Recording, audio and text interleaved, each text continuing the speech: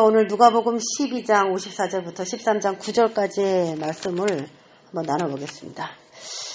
자, 이때에 지금 누가복음의 상황이 언제냐면 예수님께서 제자들에게나 아니면 바리새인의 집에 초청을 받아서 그들과 식사하면서 이렇게 바리새인들은 예수님이 도대체 어떤 사람이냐 그걸 계속 지켜보고 있는 가운데 있고, 또 많은 무리들은 야 선지자가 오신 것 같다, 아니면 메시아냐, 여러 가지 도대체 저 예수님이라는 분은 어떤 분일까, 굉장히 의혹이 증폭되는 가운데 사역을 하시고 계셨고, 오늘 12장 우리가 말씀 54절 그 전에 보기에는 바리새인 집에 식사하시면서 바리새인이 화했을진저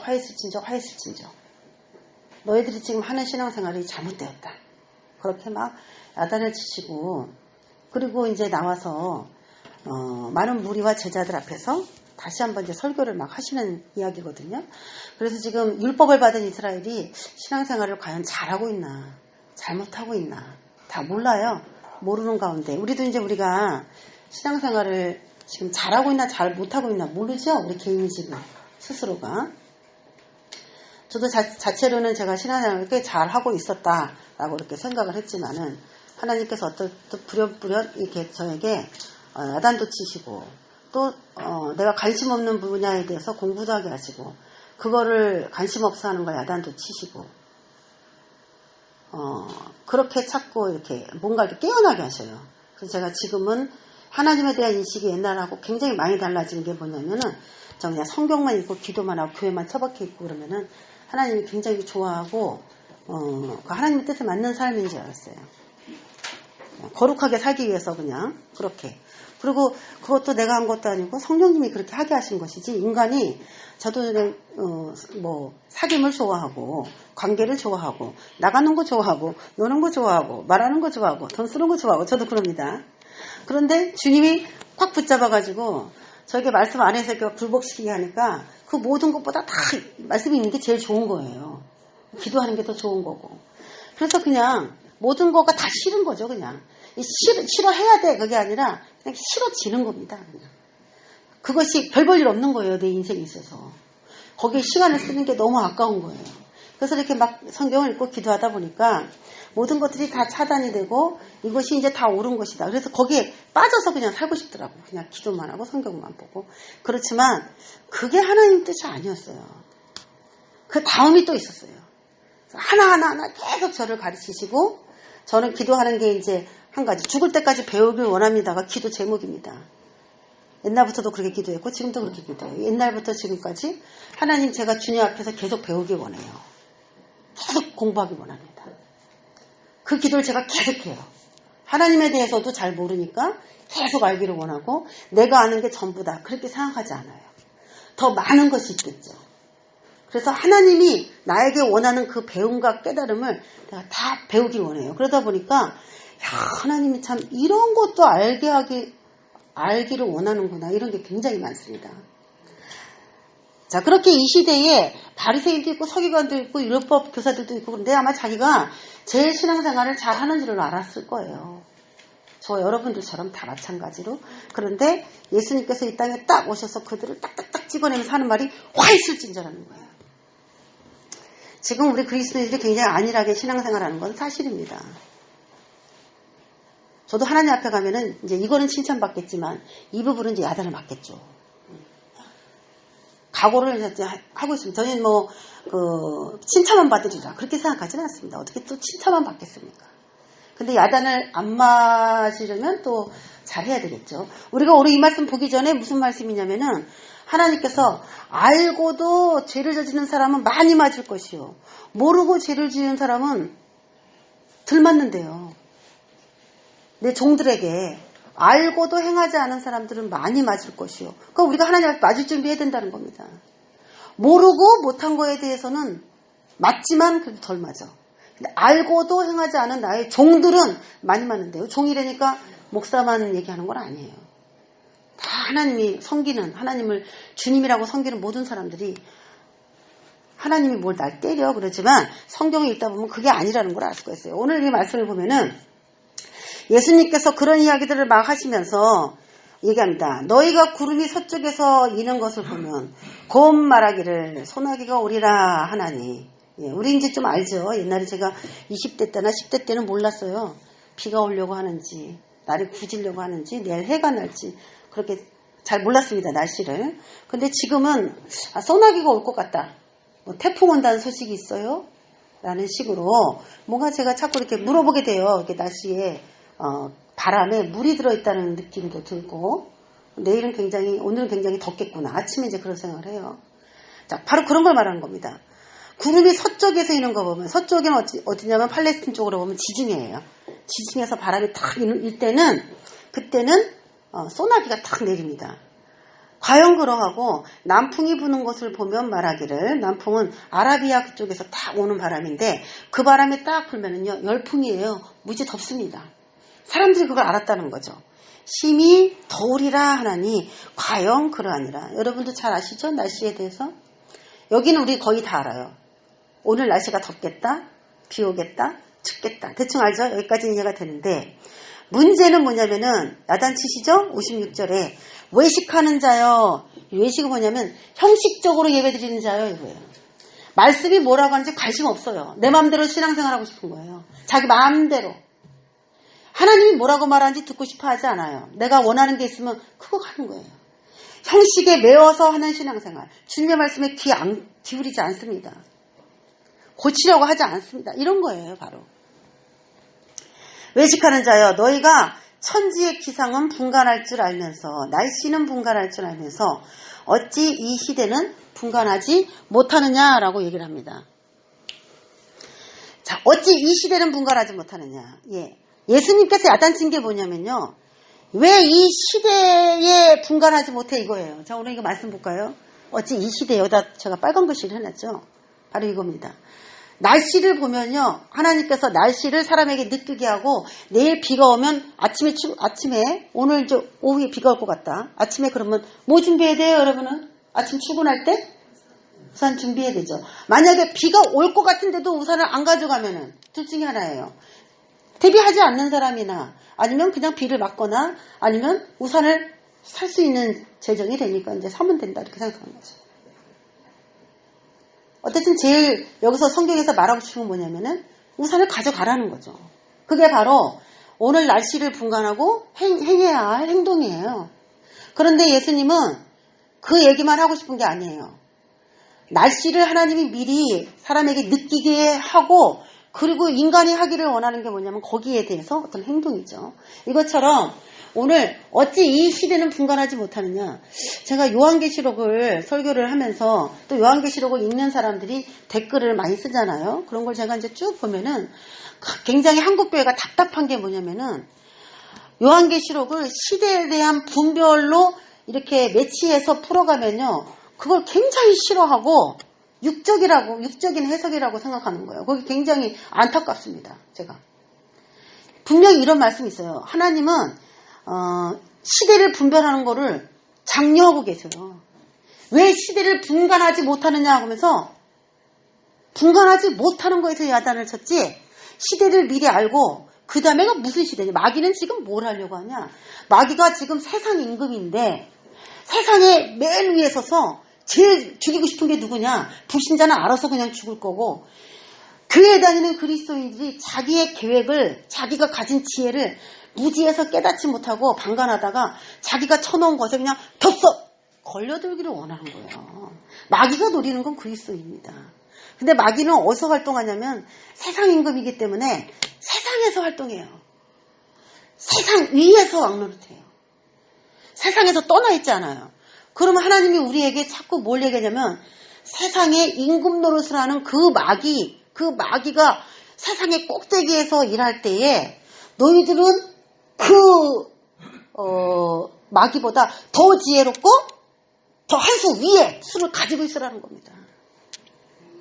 그런데 그 당시에 종교의 지도자들이 시대를 분간하지 못해서 이 백성들에게 종교적인 가르침을 줘야 되는데 뭘 가르쳐야 되는지 몰랐어요. 그 중에 대표적인 게 뭐냐면, 예수님께서 율법 시대를 이제 마치시고 예수님께서 메시아로 오셔서 율법 시대가 끝났어요. 그런데 계속 바리새인들이 붙들고 있는 건 모세의 율법입니다. 모세의 율법. 새롭게 그 율법 안에서 응애하고 메시아가 나와서 이제 인류를 구원할 진짜가 오셨단 말이에요. 율법은 오실 자를 소개하기 위해서 하나님이 말씀으로 주셨어요. 이러하려는 분이 오면 메시아다. 그래서 이 구약을 읽어보면 예수님에 대한 예언들이 쫙 있습니다. 예수님에 대한 예언들이 쭉 나와요. 그럼 읽고 이거 똑같은 사람을 찾으면 메시아예요. 베들레헴에서 나신 분, 예수님이 맞구나. 그가 고난받겠구나. 아, 예수님도 고난받았는데 메시아가 맞네. 그들이 우리가 허물과 죄를 담당하셨대. 그러면 예수님이 십자가에 죽은 게 이거 맞아떨어지는구나. 뭐 그렇게 나귀를 타고 예루살렘에 입성하는 왕. 그러면 이분이 예루살렘에 나귀 타고 왔는데 이렇게 하나하나 맞춰보면은 그분이 메시아인지를 율법을 통해서 알게 됩니다. 그 율법은 예수님을 소개하고 싶은 거지 율법을 붙잡고 평생 살아라는 게 아니에요. 그래서 우리가 신앙생활을 하지만은 지금 내가 믿고 있는 그게 전부가 아니라는 거를 여러분이 마음을 열고 받아들여야 됩니다. 할렐루야. 여러분이 지금 알고 있는 게 전부가 아니에요. 착각하지 마세요.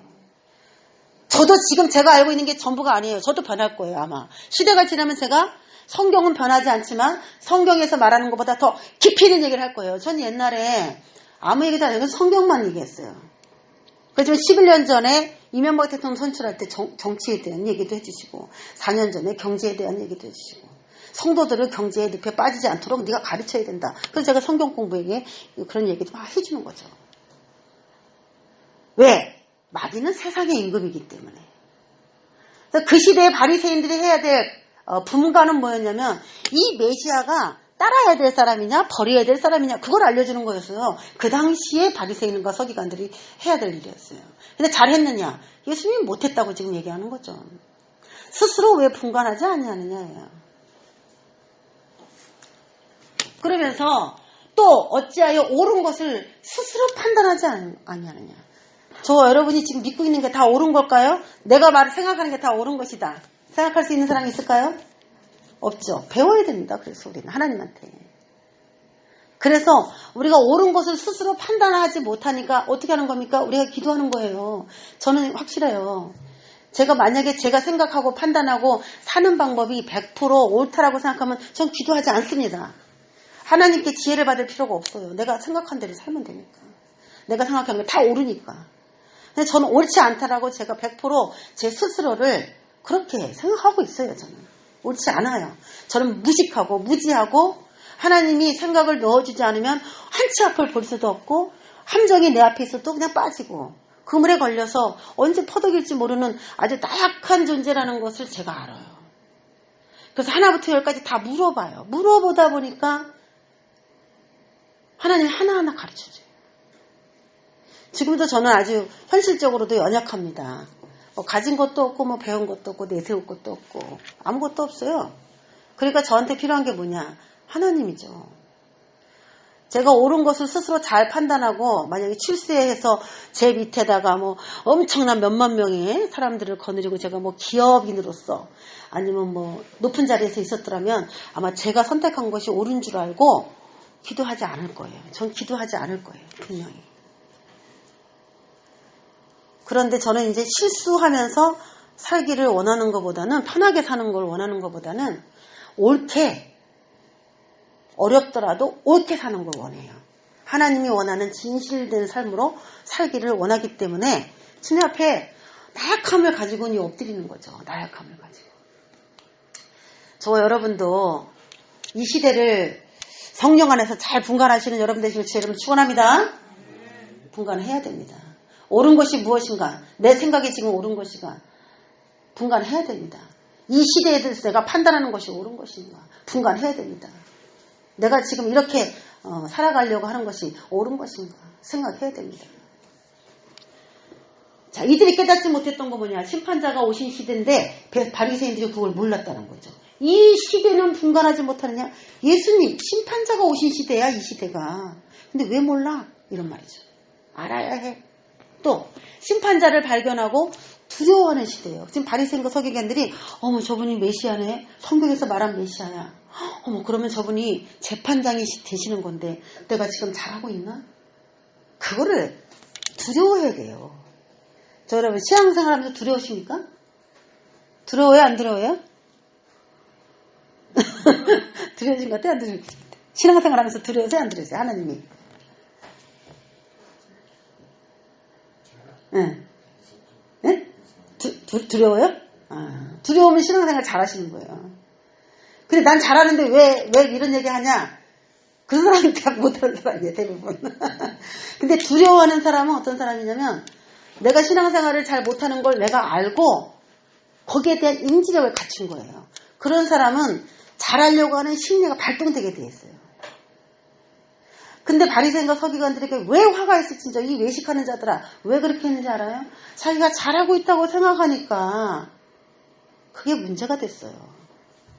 두려워해야 됩니다. 응? 심판자 앞에 내가 섰을 때 내가 과연 옳을까? 그거죠. 근데 맨날 두려워만 하고 또 그렇게 있으면 안 되겠죠. 두려워하니까 삶을 바꿔야죠. 자, 그러면서 뭐라고 얘기하냐면은 58절에 내가 너를 고발하는 자와 함께 법관에게 갈 때 길에서 화해하기를 힘써라. 그가 너를 재판장에게 끌어가고 재판장이 너를 옥졸에게 넘겨주어 옥졸이 옥에 가둘까 염려하라. 내게 이르노니 한 푼이라도 남김이 없이 갚지 아니하고서는 결코 거기서 나오지 못하리라 그럽니다. 이 화해하지 않은 사람이 있는가 봐요. 근데 두 사람이 막 싸웠어요. 근데 화해하지 않았어요. 무슨 문제인지는 모르겠지만 화해하지 않고, 그리고 이제 막 한 사람이 잘못을 했나 봐. 한 사람이 신고를 해가지고 재판장에게로 끌고 갔어요. 그래서 옥졸들에게 넘겨줬어요. 이 사람이 이런 죄를 졌습니다. 딱 넘겨줬어요. 저는 이걸 굉장히 영적인 이 문장이라고 제가 봅니다. 옥에 가둘까 염려하라. 내게 이르노니 예수님께서 한 푼이라도 남김이 없이 갚지 아니하고서는 결코 거기서 나오지 못하리라. 그러면 이 사람이 돈 문제로 싸웠다는 건가요? 그런 것 같아요? 아닌 것 같아요? 한 푼이라도 갚지 않고서는 못 나온다. 그 옥에서. 돈 문제인 것 같아요? 아닌 것 같아요? 그렇죠? 두 사람이 돈을 꽂다가 안 갚았나 봐. 그냥 우리가 문자적으로 볼 땐 그래요. 그래서 옥졸들에게 데리고 갔더니 감옥에다 넣었어. 그랬더니 판결이 나오기를 다 갚아야 거기서 나오는 거야. 이 얘기를 합니다. 예수님이 갑자기. 그러면 지금 이 시대를 분간하지 못하느냐, 옳은 것을 스스로 판단하라, 이런 얘기하면서 이 얘기를 하셨기 때문에 좀 연결해서 생각해 봐야 되는데, 여기서 재판장은 지금 누굴 말하고 싶은 거냐면요, 예수님 자신을 말하는 거예요. 내가 지금 심판주로 왔고 재판장으로 왔는데 지금 너희들끼리 그런 식으로 죄에 대해서 화해하지 않고 죄에 대해서 그대로 가지고 간다면 재판장인 내가 이렇게 조치를 할 거야. 재판장이 온 거야. 이런 얘기고요. 내가 판결을 해서 지금 잘못했다, 너 죄인이야, 이렇게 판결이 됐을 때는 내가 감옥에 가둔다는 거예요. 감옥에 가두고, 그리고 그걸 다 갚을 때까지 못 나온답니다. 여러분, 이거 믿는 사람에게 하는 거예요? 안 믿는 사람에게 하는 거예요? 믿는 사람에게. 모든 사람에게 다인데, 우리가 알아야 될 게, 알고도 잘못한 종에게는 많이 맞을 것이오. 그랬잖아요. 예수님이 때린다고 하니까, 하나님이 때린다고 하니까 좀 이상하죠? 여기서는 뭐냐면, 옥에 가둔대요. 그럼 여러분, 우리가 옥에 갇힐 죄들을 얼마나 많이 행했겠어요? 행했겠어요? 안 행했겠어요? 한번 생각해 봅시다. 많이 행했겠죠, 우리가? 근데 그걸 갚지 않고서 못 나와요. 그러면 여기서 말하는 옥이 뭘까요? 옥졸이 옥에 가둘까 염려하라 할 때 이 옥은 어디예요? 이 옥이 어디예요? 예수님이 친히 땅땅땅 재판에서도 유죄 딱 집어넣는 이 옥이, 우리 용어를 이제 성경의 용어를 잘 이제 정리를 합시다. 저와 여러분이 이 세상에서 잘못해서 옥에 가면 그 감옥이죠? 그러면 우리가 죽어서 예수님 앞에 이제 심판을 받고 잘못한 게 있어. 예수는 믿어가지고 영원한 형벌은 안 가지만 우리가 이제 어떤 죄에 대해서 다잘하진 않았으니까 판결을 받고 가는 데가 어디라는 겁니까? 옥이라는 거예요, 옥. 그럼 여러분 용어를 이제 잘 우리가 이제 읽어야 돼. 여기 성경은 우리 개역개정에는 좀 그런데 킹제임스나 여러 번역본을 싹 비교해 보면 용어가 막 서로 다 달라가지고 되게 헷갈려요. 근데 우리 성경적 용어를 잘 정리해 봅시다. 그리스도인에게 감옥이 없느냐? 그 감옥이 곧 지옥일 텐데, 감옥이 지옥이라고 똑같아요, 달라요? 같은 것 같아요? 다른 것 같아요?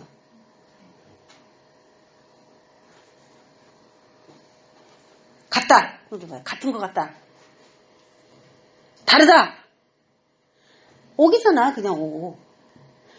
감옥이나 지옥이나 땅속에 있는 감옥은 지옥이고요. 아무 데나 있는 곳은 감옥이잖아요. 그냥 똑같은 옥이에요. 옥. 옥이에요. 똑같이. 근데 우리는 그 지옥, 우리는 안 믿으면, 예수 안 믿으면 지옥 그렇게 말하잖아요. 엄격히 그건 성경적으로 틀린 말이에요. 요한계시록 보면은 안 믿는 사람은 유황불못에 들어갑니다. 유황불못. 요한계시록에 분명히 나오잖아요. 유황불못에 들어가기 때문에 안 믿는 사람은 지옥, 그건 아니에요. 지금 여기서 지금 이 시대를 분별하지 못하고 옳은 것을 스스로 판단하지 못하고 그런 사람들이 유황불못 들어가면 안 되잖아요. 지옥에 가는 거예요. 왜? 거기서 나오죠 오늘. 한 푼이라도 남김이 없이 갚으면 나온다. 갚지 않으면 못 나온다. 감옥의 특징은 죗값을 치르면 나온다는 거예요. 감옥의 특징이에요. 그럼 지옥의 특징도 죗값을 갚으면 나온다죠. 근데 영원한 유황불못은 못 나온다예요. 그 용어 구분을 잘 하세요. 이 성경에서 우리가 용어가 되게 헷갈리고 음부, 지옥, 무적행, 영원한 불못 여러 가지 단어들이 나오는데 이거는 이제 우리가 쉽게 이해하기 위해서 써놓은 거고 번역본마다 다 달라요. 어디는 음부라고 써놓고 그 똑같은 문장을 어느 번역본은 지옥이라고 써놨기 때문에 음부가 지옥이기도 하고 지옥이 음부이기도 한가? 막 이렇게 헷갈리는데 지옥은요 엄격히 말하면 약간 음부의 개념이에요. 영원한 불못에는요 죗값을 지불을 해도 나오지 못해요. 이런 게 이미 성경에 나와 있습니다. 우리가 그냥 죽으면 다 천국 가나 보다 이렇게 생각하겠지만 오늘 예수님께서 하신 이 12장에 있는 말씀만 봐도 내 종이 알고도 행하지 않으면 많이 맞을 것이라고 47절에 그런 거 나온 거 봐서는요 분명히 행한 대로 받는 그런 게 있어. 그러면 사람마다 다 그냥 그 영원한 불못, 천국 그렇게만 나눠진 게 아니라 쟤들이 1만 가지면 1만 가지 다 다르기 때문에 다 다른 대로 하나님께 뭔가 행한 대로 뭔가 받아야 되는 거죠. 그렇게 있다는 얘기예요. 그러니까 예수님이 지금 자신을 심판주다. 나는 재판장이다. 이렇게 얘기하면서 뭘 촉구하냐면 내가 너희들을 심판하기 전에 심판하고서 감옥에 집어넣고 이렇게 형벌 때리기 전에 내가 너희들의 심판장으로서 이 재림을 암시하는 거기도 해요. 그렇게 오기 전에 너희들이 이 세상에서 스스로 해결을 다 해야 돼. 화해하면서 다 이렇게 해야 돼. 이렇게 얘기하는 거예요. 자, 13장 봅니다. 그때 마침 두어 사람이 와서 빌라도가 어떤 사람 갈릴리 사람들의 피를 그들의 제물에 섞은 일로 예수께 아뢰니. 그때 마침. 예, 이게 중요한 거예요. 그때 마침. 하나님께서는 지금 예수님께서 죄에 대해서 말씀하시고 자신이 심판장이다. 재판장이다. 이런 것들을 막 얘기하고 계셨는데 그때 마침 어떤 사람이 달려와서 소식 하나를 전하는데 갈릴리 사람들의 피를 그들의 제물에 섞었다. 이건 뭐냐면 빌라도가 그 당시에 성전에서 제사 드리는 사람들을 죽였던 그 사건들이 많이 나와요. 그래서 이제 요세푸스의 역사 그게 보면은 3,000명을 성전에서 사람을 데려가서 3,000명 죽인 역사가 있고요. 실제로 2만 명을 성전에 데려다가 죽인 사건들이 있어요. 그런 기록들이 있어요. 그래서 갈릴리 사람들의 피를 그들의 제물에 섞은 일로 예수께 아뢰입니다. 자, 왜 죽었을까? 사람들은 이제 생각하죠. 갈릴리 사람들이 그 성전에서 죽었어. 빌라도에게 의해서. 야, 난리가 났죠. 뉴스예요. 대답하여 이르시되 너희는 이 갈릴리 사람들이 이같이 해받음으로 다른 모든 갈릴리 사람보다 죄가 더 있는 줄 아느냐? 제가 오늘 거기 해놨죠? 더 있는 줄 아느냐? 자, 우리가 지금 뭐 죄에 대해서 얘기하면은 어떤 생각이 드냐면 어떤 사람이 큰 뭐 문제를 가지고 있으면 저 사람이 이러이러한 문제가 있대. 그러면서 우리 딱 생각하기를 우리보다 저 사람이 더 죄가 있다. 이렇게 생각하는 마음이 각자에게 다 있어요. 우리 각자에게. 누가 죄가 더 있냐 이거. 그래서 갈릴리 사람들이 거기서 죽으면은 야 우리는 안 죽었는데 저건 죽었어. 야 옛날에 이스라엘 백성들의 개념은 재난은 곧 죄다 이렇게 생각했어요. 재난 당하는 사람은 죄가 많아서야 이렇게 생각했어요. 근데 예수님께서는 너희들하고 너희보다 저 사람이 죄가 더 있는 줄 알아? 너희도 저렇게 될 수 있어라고 경각심을 주기 위한 한 사건일 뿐이다라는 거예요. 그러면 우리 주변에 어떤 우환이 닥친 사람을 봤을 때 저 사람 무슨 죄를 져갖고 저러나 아유 이렇게 반응하지 말고 야 나도 회개하지 않으면 야 저렇게 될 수 있겠네. 하나님 저를 돌아보길 원합니다. 이렇게 생각하라는 거예요. 나를 돌아볼 수 있는 기회로 삼으라는 거예요. 내 주변에 그런 일들이 일어나는 거는 그 사람들이 문제가 있어서가 아니라 나에게 경각심을 주기 위해서라는 개념을 가져야 된다는 거예요. 그게 더 중요하다는 겁니다. 비교하지 말고. 그래서 지금 얘기하는 건 뭐냐면 모든 죄들에 대해서 회개하라 이거죠. 모든 죄들에 대해서 회개하라. 너희도 회개치 아니하면 망하리라 라고 단도직입적으로 얘기합니다. 3절에. 자, 또 하나의 사건을 예를 듭니다. 4절에 보니까 또 실로암에서 망대가 무너져 치어 죽은 18사람이 예루살렘에 거한 다른 모든 사람보다 죄가 더 있는 줄 아느냐? 라고 말합니다. 여기도 또 뭐예요? 큰 사건을 당한 사람 이야기를 또 하나 소개하면서 그 사람이 너보다 더 죄가 더 있어서 죽은 줄 알아? 이거예요. 우리는 막 뉴스 하나 나면 세상에 뭐 이 사람 아이고 오늘 저 트럼프하고 멜라니아가 확진이 걸렸다니까 가슴이 철렁 내려앉고 대선을 앞두고 있는 사람인데 참 어떻게 해야 될까 이런 생각도 들고 예? 확진 판정을 받았다니까. 그리고 그런 것들이 굉장히 멀리 있는 이야기 같았는데 우리가 이제 여기 슈퍼집 사장님이 딱 걸렸다니까 이 동네가 갑자기 냉각 상태가 돼버린 건 사실이에요. 뉴스에 나오는 그것만 딱 보다가 우리 주변에 아주 가까운 사람이 돼서 딱 그렇게 되니까 주변 사람들이 갑자기 마스크를 안 쓰던 사람들도 더 열심히 쓰기 시작했어요. 그런데 지금 대선을 앞두고 있고 그런 이제 대통령이 확진 판정을 받았다고 하니까 또 뭔가 이렇게 다른 사람이 받은 거하고는 다르게 탁 이렇게 두려움이 딱 오는 거죠. 어떻게 해야 될까 걱정도 되고. 네? 큰 일을 앞두고 그런 일이 생기면 안 될 텐데 그런 이제 아쉬운 마음이 들잖아요. 그런 거죠. 자, 하나의 예를 또 든 게 실로암에서 망대가 무너져 치어 죽은 18사람. 아유 무슨 죄를 졌길래 저렇게 망대가 무너져서 치어 죽었어. 여기 그림 나오죠. 자, 그렇게 생각했다는 거예요 사람들이. 그런데 그런 사건을 우리가 딱 들었을 때 예수님은 우리하고 반응이 틀려요. 예수님의 반응은요. 너희들도 실로암에서 죽은 18명처럼 되지 말아라. 이 말이에요. 너희도 회개하지 않으면 너희도 그렇게 된다. 자, 우리는 어떤 사건을 보고 이제 그렇게 생각해야 된다는 거죠. 예루살렘에 거한 다른 모든 사람보다 죄가 더 있는 줄 아느냐? 어떤 사건을 대하면서 그렇게 생각하지 말아라죠.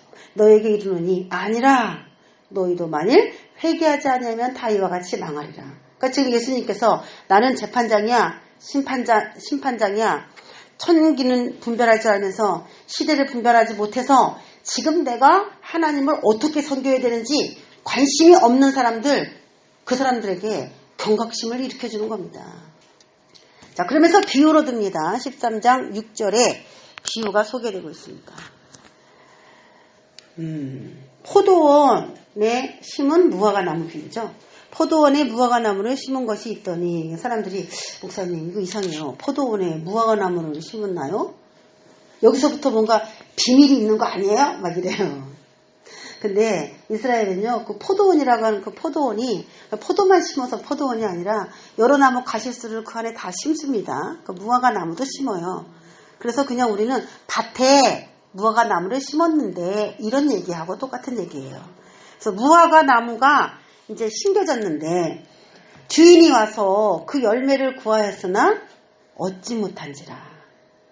포도원지기에게 이르되 내가 3년을 와서 이 무화과나무에서 열매를 구했는데 얻지 못하니 찍어버리라. 어찌 땅만 버리게 하느냐. 무섭습니다. 오늘 굉장히 무서운 얘기가 많이 나오네. 예수님이 지금 어떤 분인 거예요? 굉장히 심판의 촉각을 세우고 있는 하나님으로 지금 나타나 계십니다. 자, 몇 년 동안 봐준대요? 심어놓고 3년을 봐준다는 거예요. 3년 동안 기다린다는 거예요. 그러니까 이유 있는 열매를 맺기에 이유 있는 시간이에요. 3년이. 그래서 제가 이제 이런 얘기를 제 경험상으로 얘기한다면은 교회 개척을 해놓고도 3년을 두고 보느냐 하나님이 봐요. 예. 여러분들이 하나님께 어떤 사명을 받잖아요. 사명을 받으시고 그리고 3년을 두고 봅니다. 하나님이 이렇게 부르시고 그리고 3년이라는 기간 진짜 실질적으로도 그래요. 그런데 이 3년이라는 시간 또 암시적으로 예수님이 공생애 하셨던 시간이에요.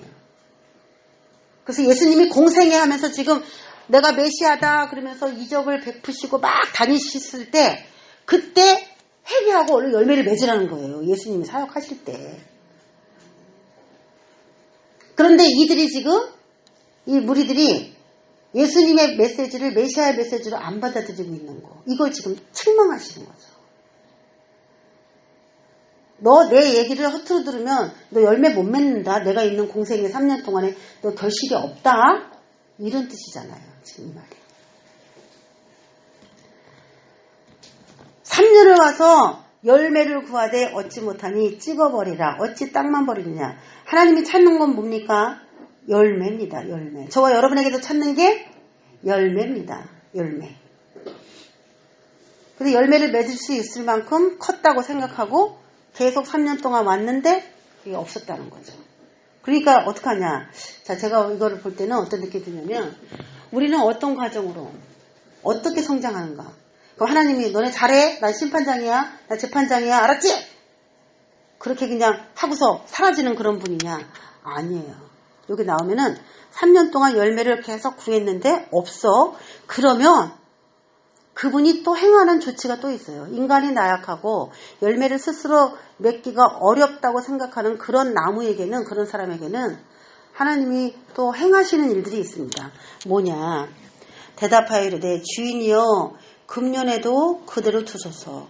내가 두릅하고 거름을 주겠습니다. 이 거름은 뭐예요? 요즘으로 말하면 현대어 성경에서는 이 거름을 똥이라고 그랬어요. 똥. 옛날에 우리 거름을 똥이라고 썼잖아요. 그렇죠? 퇴비, 재, 뭐 이런 거.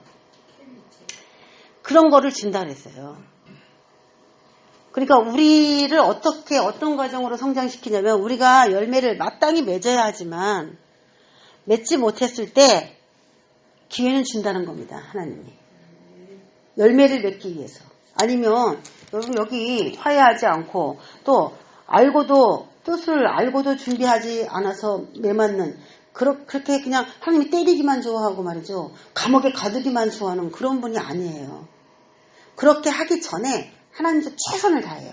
그래서 지금 하나님이 야, 이 나무 찍어버릴 거야. 열매 없어 찍어버릴 거야 할 때 예수님이 하나님 그렇게 하지 마세요. 제가 금년에도 거름을 좀 주고 그래 볼 테니까 그때 한번 다시 와서 그때도 열매를 못 얻으면 그때 찍어버리세요 하고 자꾸 유보시켜 줍니다. 이게 누가 하는 일이에요? 예수님? 성령님이 하시는 일이에요. 그래서 예수님이 3년 공생애 하시고 가시면서 야, 내가 3년 동안 사역할 때 내 얘기 안 듣는 사람들 다 그냥 끝나는 거야. 이게 아니고 성령을 주셔가지고 두릅하고 거름을 그 성령님이 또 줘요. 말씀을 깨닫게 하고 말씀대로 살 수 있도록 은혜를 막 주시는 이유가 그래서 그런 겁니다. 저 여러분, 우리가 하나님 앞에 교육도 받고 훈련도 받고 말도 듣고 설교도 듣고 다 듣습니다. 그러면 어떻게 돼요? 바뀌어져야 돼요. 변화돼야 돼요. 자기 걸 계속 고집하면 맞아요. 옥에 가둬져요. 우리가 죽으면 그냥 다 천국 가나 보다. 이게 문제예요. 성경을 자세히 보세요. 저희 요한계시록을 이제 뭐 수백 번 읽었는데 나가서 뭐 세미나도 수십 번 했는데 제가 거의 다 외웁니다. 요한계시록을. 저는 요한계시록 보고 놀랬어요. 그 요한계시록 보면서 그 예언을 이 시대랑 맞춰가지고 딱 보다 보니까 사탄이 하는 일은 너무 좋은 게 한데 교회는 잠자고 있어요.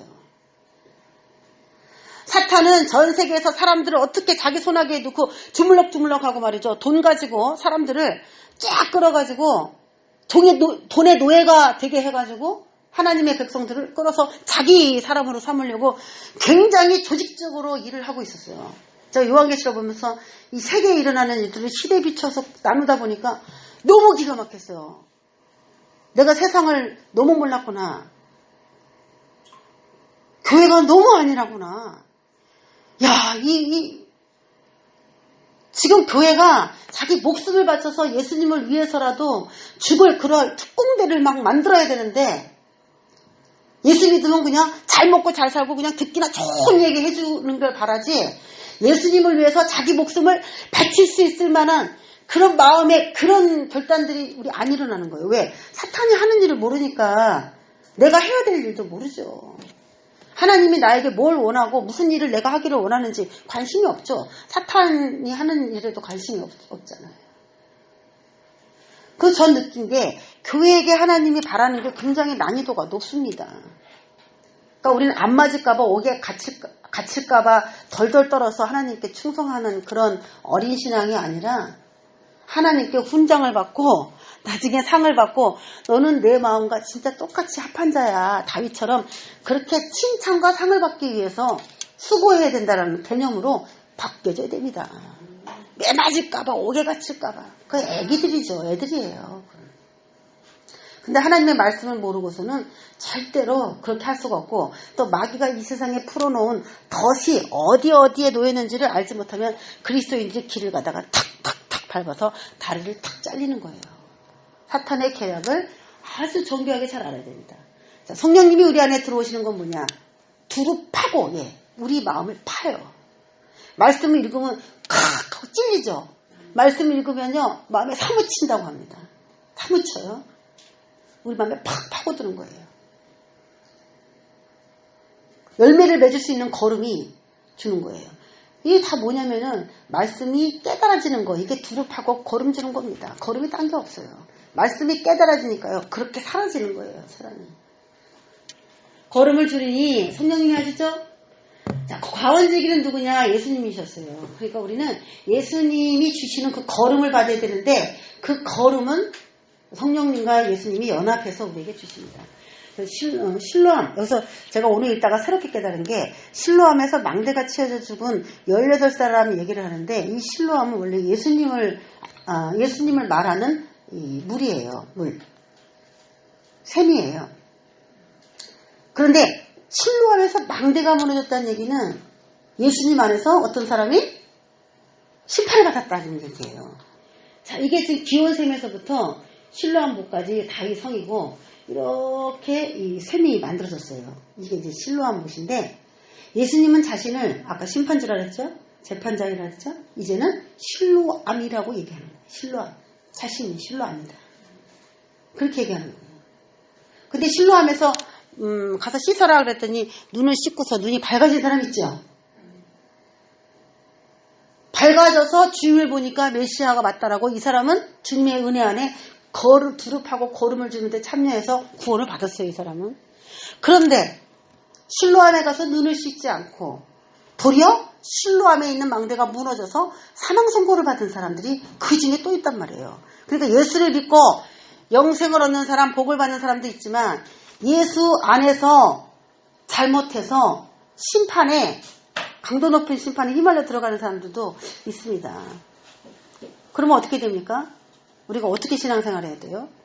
하나님, 제가 이렇게 판단하는 게 맞아요? 하나님, 제가 이렇게 살아가는 게 맞아요? 하나님, 내가 오늘도 살아가야 되는데 주님 뜻에 어긋나지 않고 살게 해주세요. 아침에 일어나서. 우리 옳은 걸 잘 모르니까. 이게 뭐 엄청 심오한 얘기를 하는 게 아니에요. 하나님, 오늘도 주님의 뜻이 아니면 안 하게 하시고, 주님의 뜻이면 하게 하시고, 주님이 이걸 하게 하신 거라면 내 마음에 안 맞지만 감사하게 하시고, 내가 있어야 되는 자리, 내가 행해야 되는 모든 일들이 다 주님의 뜻과 하나가 되길 원합니다. 내가 주님을 잘 감지하지 못하니까 주님이 내가 있어야 되는 곳, 만나야 될 사람, 해야 될 일, 이런 걸 그때그때 이렇게 순서적으로 이렇게 행하실 때 저는 그게 하나님 뜻인 줄 알고 기쁘게 그렇게 행하겠습니다. 그러면 다 감사밖에 안 나오죠. 내가 그렇게 아침에 기도했기 때문에.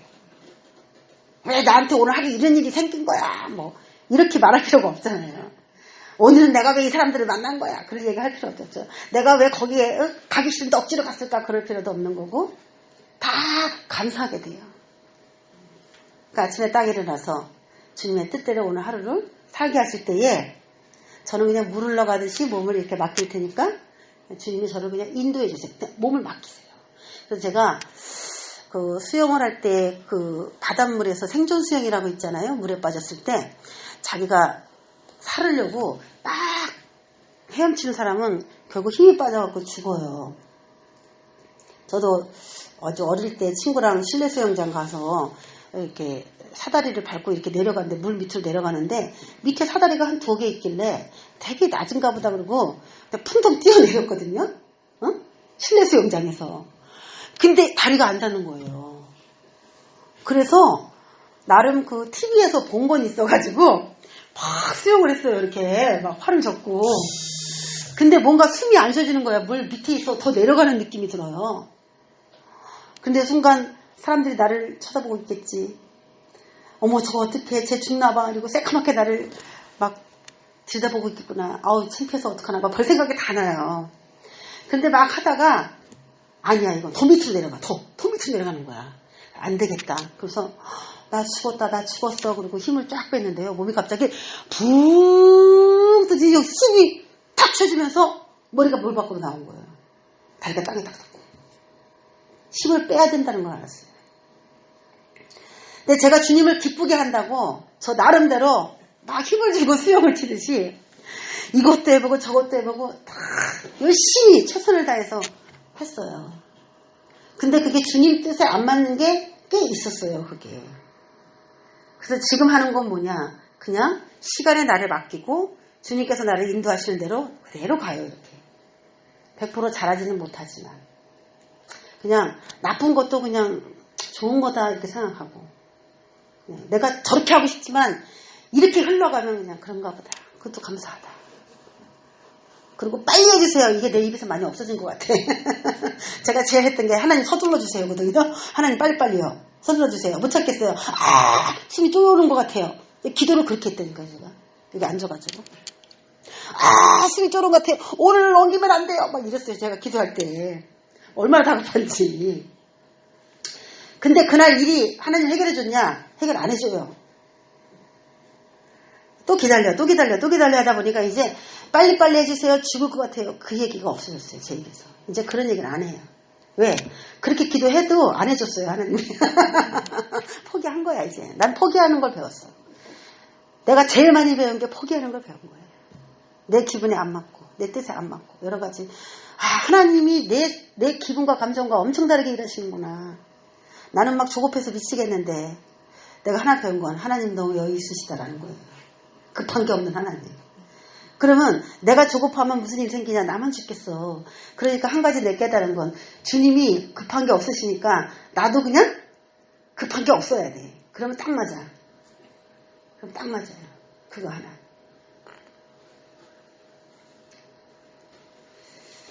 그리고 한 가지 제가 선포하는 게 하나님께 딱 말씀드리는 게 하나님 제가 지금 이렇게 사는 게 하나님 뜻 안에서 무슨 계획이 있으신 거죠? 그거 자꾸 제가 그거 자꾸 이렇게 되뇌이는 드리는 거예요. 하나님께. 하나님 제가 지금 이렇게 가는 게 내 마음에도 안 맞고 지금 불평도 많은데 이거는 하나님께서 꼭 이렇게만 가야 되는 뭔 계획이 있으셔서 그러는 거죠? 그 뒤에 좋은 거 있는 거죠? 그 뒤에 좋은 계획이 있는 거죠? 내가 그걸 못 보니까 지금 이렇게 조급한 거죠? 예, 좋은 게 있는 걸 믿습니다. 그리고 그냥 좀 기다려보자. 이렇게 가는 거죠. 우리는 다 죄가 있기 때문에 우리가 생각하고 판단하고 하고자 하는 모든 일들이 다 옳은 게 아니라서 다 부족한 거라서 그래서 주님이 가지고 있는 계획하고 핀트가 많이 안 맞기 때문에 결국에는 불협화음이 나는 것입니다. 그래서 저는 이제 확실한 게 저한테 인내를 가르쳐 주시는 건 확실하게 제가 알았어요. 나한테 필요한 게 인내다라고 말씀하시고 인내를 가르쳐 주시는 거에 굉장히 많은 이 퍼센테이지를 쓰고 계시구나 이거예요. 성령의 열매, 예, 열매를 내라. 나무를 심었으면 열매를 내라. 아니면 땅만 버리느냐 그렇게 얘기를 했죠. 내가 걸음 줄 테니까 너네가 열매를 내라. 그러니까 사람들이 교회를 개척을 해놓고요. 막 전도하러 막 다녀요. 그게 대부분 우리가 열매라고 하면 사람을 끌어다가 교회에 앉혀놓는 거라고 생각하는데 저는 성경을 읽으면서 그게 아니라는 걸 알았어요. 물론 그것도 열매긴 열매입니다. 그렇지만 하나님이 교회를 개척하거나 주의 일을 이제 뭔가 하려고 하는 그 한 사람 한 사람에게 진정으로 원하는 건 그게 아니라는 걸 알았어요. 성령의 열매는 전도에서 한 사람 끌어놓는 것보다 더 시급한 게 뭐냐면 교회를 하라고 하고 너를 지도자로 세웠을 때 네가 나의 성품과 닮아야 된다는 겁니다. 성품의 변화가 일어나지 않으면 아무리 사람들 많다 하더라도 다 나가요. 저 성품 싫어. 왜 이렇게 독살 맞아? 왜 이렇게 성품이 까다로워? 이러고서 다 나가요. 그러니까 전도 많이 하는 게 목적이 아니라 솔직히 교회에서 상처받는 사람이 되게 많잖아요. 그렇다고 완전하게 하나님처럼 된 다음에 이제 사람 전도한다 그러면 이제 사람이 아예 없겠지만 실제로 우리가 다 품어야 되는데 품을 수 없는 그 문제가 그 사람의 문제일 수도 있지만 저와 여러분의 문제일 수도 있어요. 그렇죠? 목회자의 문제일 수도 있어요. 우리는 저 성도가 들어오면 목사님 엄청 힘들겠다 이렇게 이제 보편적으로 그렇게 생각합니다. 그런데요, 그걸 품지 못하는 것도 그 목회자의 부족한 역량이에요. 그걸 인정해야 돼. 예수님이 품지 못하는 사람은 없어요. 하나님이 품지 못하는 사람은 없어요. 근데 목회자가 품지 못하는 사람은 많아요. 왜 그래요? 목회자가 부족하기 때문에 그런 거예요. 그 성도도 물론 문제지만요. 여러분의 만약에 주의 일을 한다고 해서 사람을 붙여주면 여러분 마음에 맞는 사람 한 명도 없습니다.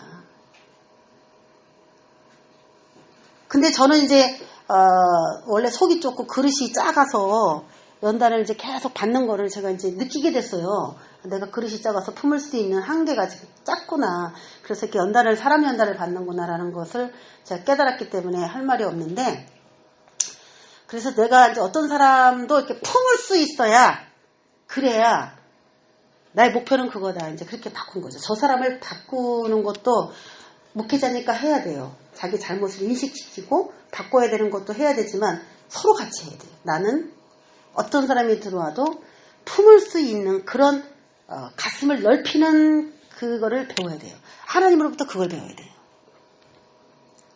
왜냐면 너무나 그 천차만별인 사람이 많더라고. 내가 보니까 손 못 대는 사람들도 많아. 교회는. 네?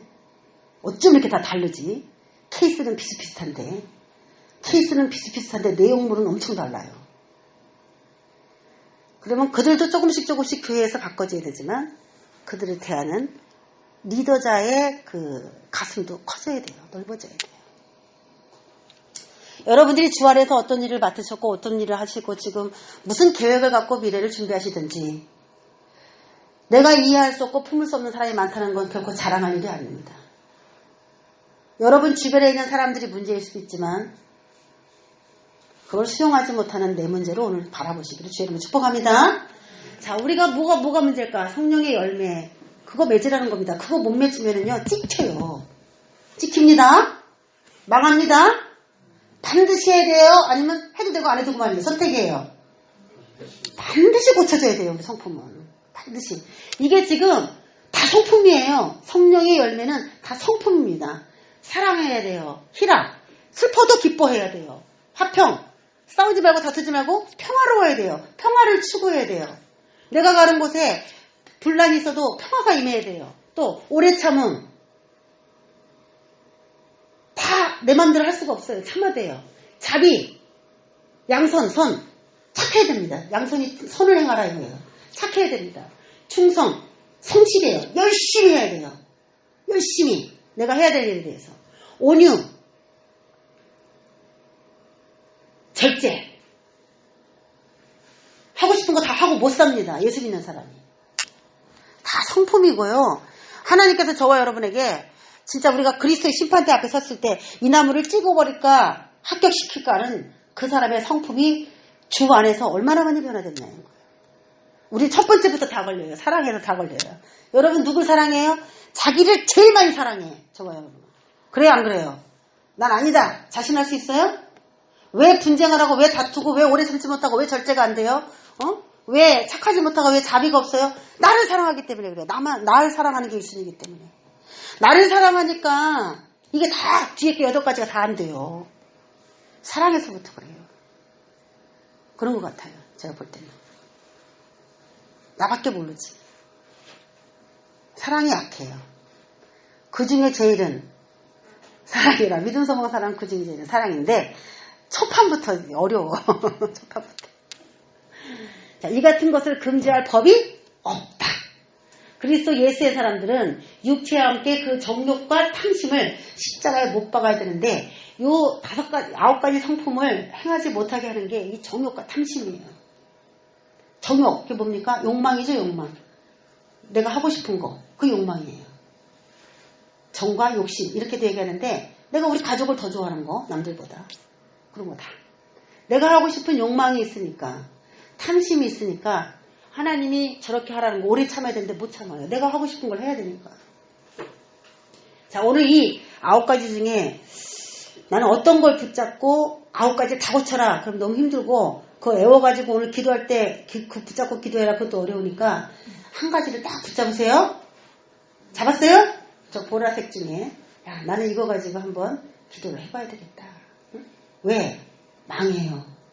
안 바뀌면 망해요. 내가 살기 위해서 바꿔야 돼요. 우리 자신을 바뀌어야 돼요. 그래서 예수의 사람들은 육체와 함께 그 정욕과 탐심을 십자가에 못 박아낸다. 영적은 저 영적인 거예요. 그러니까 이 육체가 문제인 거예요. 왜 저걸 영적인 걸 못하냐? 저 성품 고치는 걸 영적인 걸 왜 못하냐? 저 영적인 거라는 거예요. 육체와 함께. 우리가 육체주의자이기 때문에 그렇다는 거죠. 만일 우리가 성령으로 살면 또한 성령으로 행할지니 행동을 바꿔라. 이거죠. 자, 요한복음 15장 5절에서는 나는 포도나무고 너희는 가지다. 그가 내 안에 내가 그 안에 거하면 사람이 열매를 많이 맺나니 나를 떠나서는 너희가 아무것도 할 수 없다. 자, 우리가 열매 맺기 위해서 어떻게 되냐. 그가 내 안에 예수님이 내 안에 오셔야 됩니다. 말씀이에요. 말씀과 늘 교제해야 됩니다. 그래야 살아요. 또 내가 그 안에 내가 말씀 안에 늘 거해야 돼요. 이걸 덮어놓고 예수 믿다가 주님 앞에 서면 반드시 망합니다. 망하게 돼 있어요. 이제 성경 마음대로 못 읽는 시대에 옵니다. 읽을 수 있을 때 읽으시기 바랍니다. 못 읽는 시대에 와요. 읽는 거 싫어해요. 우리가 지금 예배 이렇게 자유롭게 못 드리는 시대가 올 거라고 감히 생각했습니까? 이렇게 빨리 올 줄 알았어요. 왔잖아요. 그런 걸로 봐서는 안심할 수 없다는 거죠. 자, 오늘 이 말씀 결국에는 예수님께서 이 시대를 왜 분간하지 못하느냐. 예수님인 내가 이 시대에 왔으니까 너희들은 삶을 바꿔야 돼. 행동을 바꿔야 돼. 성품? 나 이런 사람이니까 거기 맞춰! 이러지 마세요.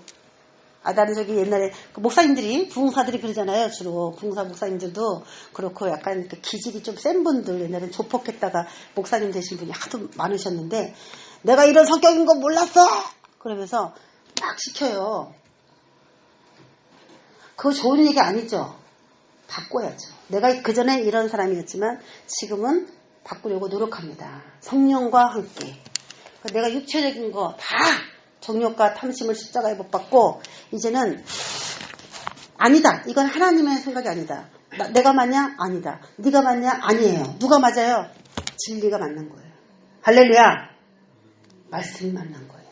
이걸 기준으로 여기에 다 맞춰 산다면은 거기에서 화평, 오래 참음, 사랑, 양선, 충성 다 성령의 9가지 열매가 저와 여러분 안에 자랄 줄 믿습니다. 나 자신을 바꾸기 위해서 노력하고 기도하는 오늘 이 시간 되길 원합니다. 다른 사람, 하나님 오늘 저 말씀 들었는데 저 사람한테 적용해 주세요. 우리 남편, 자녀, 제가 오늘 저 얘기를 들었지 잘됐다 이러지 마시고 나에게 직접 하나님 내가 저게 문제군요. 저걸 붙잡고 기도합니다. 이렇게 기도하기 바랍니다. 하나님 아버지 감사합니다. 우리 연약하고 문제가 많아서 우리 주님께 엎드리고 기도할 수밖에 없습니다. 잘나서 기도하는 것이 아니고 기도 잘 할 수 있는 능력이 있어서 하는 것도 아닙니다. 내가 내 스스로를 믿기에는 너무나 부족하고 연약하니까 기도할 수밖에 없는 것입니다. 내가 옳아서 기도하는 것이 아니라 옳지 못하기 때문에 불안해서 기도하는 것입니다. 성령님이 우리를 돕고 인도하지 아니하면 우린 죽습니다. 하나님 아버지 이 시대가 어떻게 돌아가는지 우리도 분별 잘하게 해주셔서 이 시대에 맞게 잘 대비하고 미래를 위해서 나갈 수 있는 우리 모두가 될 수 있도록 하시고, 성령의 9가지 열매 중에 오늘 한 가지씩 붙잡고 기도할 때 성령님 그대로 바뀌고 변화될 수 있도록 우리에게 역사해 주시옵소서.